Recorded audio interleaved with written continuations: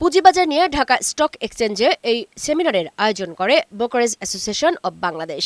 এতে মূল প্রবন্ধ উপস্থাপন করেন সিপিডির সম্মানীয় ফেলো অর্থনীতিবিদ দেবপ্রিয় ভট্টাচার্য। তিনি বলেন, 2010-11 সাল থেকে শেয়ার বাজারে লুটপাটের শুরু। হাতিয়ে নেওয়া 20,000 কোটি টাকার মধ্যে 15,000 কোটি চলে গেছে বিদেশে। এখন গতি ফেরাতে পুঁজি সংগ্রহ করতে হবে। লুটপাটের শাস্তি না দিতে পারলে কোনো পদক্ষেপই কাজে আসবে না উল্লেখ করে দেবপ্রিয় ভট্টাচার্য বলেন, নিয়ন্ত্রক সংস্থা ও কাঠামো শক্তিশালী না করলে পুঁজিবাজার ঠিক হবে না। আইনি ব্যত্যয় ঘটেছিল, নিয়ন্ত্রণের ব্যত্যয় ঘটেছিল এবং একটা বড় ধরনের রাজনৈতিক প্রভাব ছিল এবং এই রাজনৈতিক প্রভাবের কারণে নিয়ন্ত্রণ সংস্থা অবশ হয়ে গেছিল।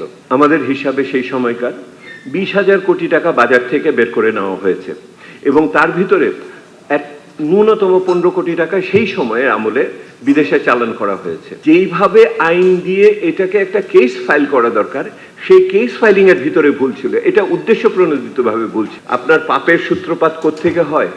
এইটা হলো সূত্রপাত, যে আইনের শাসন আমরা প্রয়োগ করি না এই ক্যাপিটাল মার্কেটের ভিতরে এবং রাজনৈতিক প্রভাবের কারণে এখানে বহু ক্ষুদ্র পুঁজি বাজারের ব্যক্তিরা গেছে। এ সময় অন্য অর্থনীতিবিদরা বলেন, প্রাতিষ্ঠানিক বিনিয়োগকারী ছাড়া পুঁজিবাজার দাঁড়ায় না। জাতীয় অর্থনীতির সঙ্গে পুঁজিবাজার সামঞ্জস্য নয়। ক্যাপিটাল মার্কেট না করার উদ্যোগ না হয় ব্যাংকিং ব্যবস্থার উপর এই আমাদের যে ওভারঅল লেন্ডিং শর্ট, মিডিয়াম এবং লং টার্ম পুরোটা গিয়ে পড়েছে সেই জায়গাটায়। বা স্মুথ অপারেশনের ক্ষেত্রে এই যদি রেগুলেটরি ফ্রেমওয়ার্কটা না থাকে এবং সেই regulatory framework has also to be consistent with the overall other regulatory framework which is present in the financial sector of the country. ভবিষ্যৎ শেয়ার বাজার নিয়ে পরিকল্পনা তুলে ধরেন বিভিন্ন রাজনৈতিক দলের শীর্ষ নেতারা। যদি ন্যায়ভিত্তিক একটি সুদবিহীন ব্যাংক ব্যবস্থা, সুদবিহীন ব্যবসা চালু করা যায়, তাহলে আমার বিশ্বাস যে অর্থনীতির এত ক্রাইসিস থাকবে না। ইকুইটি মার্কেটের কথা আমরা যেটা বলছি, এটা হয়তো ওভারনাইট সম্ভব হবে না, কিন্তু এটা আমরা ইন্ট্রোডিউস করতে চাই, সব আলোচনা আমরা আনতে চাই। এ সময় বিএনপির স্থায়ী কমিটির সদস্য ও সাবেক বাণিজ্য মন্ত্রী আমির খসরু মাহমুদ চৌধুরী বলেন, দেশকে এগিয়ে নিতে বিনিয়োগের বিকল্প নেই। এই বিনিয়োগের উৎস পুঁজিবাজার।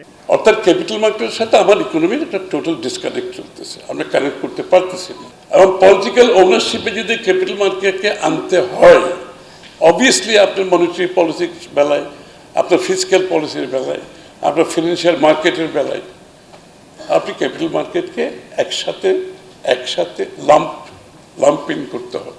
Bangladesh capital market has become a casino, it's not a capital market anymore.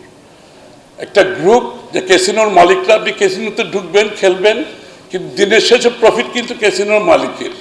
বাংলাদেশের এটা কিন্তু এই ব্যাপারটা বিশেষ করে ঘটেছে গত 15 বছর। অ্যাজ এ ব্রোকারেজ হাউসেস, আপনি এসিসির কথা বলেন, যার জায়গা থেকে কর্পোরেট কালচারের মধ্যে চেঞ্জ আনতে হবে। আপনার ট্রান্সপারেন্সি, অ্যাকাউন্টেবিলিটি, সবাইকে আমাদের সেই জায়গায় যেতে হবে। পুঁজিবাজার সচল করতে সংশ্লিষ্ট প্রতিষ্ঠানগুলোর সুশাসন ও স্বচ্ছতা নিশ্চিত করারও তাগিদ দেন বক্তারা। মুক্তা মাহমুদ, বৈশাখী সংবাদ, ঢাকা।